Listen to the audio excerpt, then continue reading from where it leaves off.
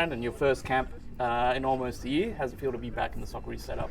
Look, it feels great to be back with this group of boys back in the Australian setup. Obviously, regarding the whole year that was at Clubland, so it's definitely a massive privilege. And there's a few new faces that I haven't met before, but there's definitely a few older faces that I've seen. So it's always great to come back into this setup. Now it's just I've got to make the most of the opportunity that's been given. So, yeah, I'm absolutely stoked. It's definitely something special to be here right now, and the end goal is to make it to a World Cup. And you were one of the first to come to this pre-camp. How have you acclimatized to Florida, and how's the training been? Yeah, training's been tough. I mean, obviously we came in with a small group of boys, so. It was not just getting acclimatised, but making sure we stayed fit, because I guess the advantage that the other boys coming in later had was that they're still playing football. So the fact that being out of finals and out of season, there was no real break in between that. So it was sort of get into Florida and pick up where you sort of left off. So to have that really good base leading into when the bigger group of boys comes has been good.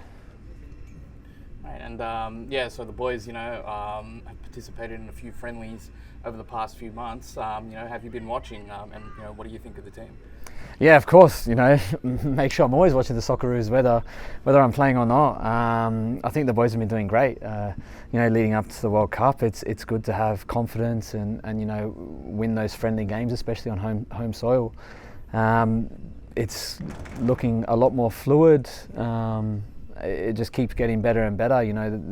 The boys, obviously they're coming into the national team setup, but we're playing more regularly overseas, and you can just tell that there's a bit of fluidity to the football we play. So it's nice. And what's the message from Tony?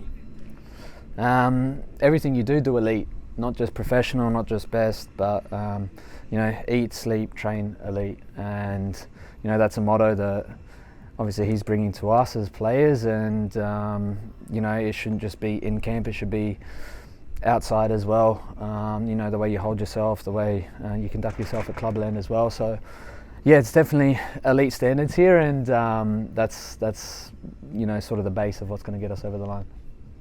And looking to the World Cup, what would it mean to you to represent the country in the World Cup? Everything. It's definitely, I guess, it's one of my bucket lists in terms of my career. I've not played at a World Cup, let alone any big tournament for the Socceroos yet. I've always been in and around the qualifiers for Asian Cups and World Cups, but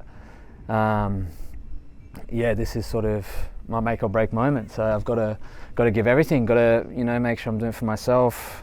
And just think about the stories I get to tell my son. That is that going to a World Cup.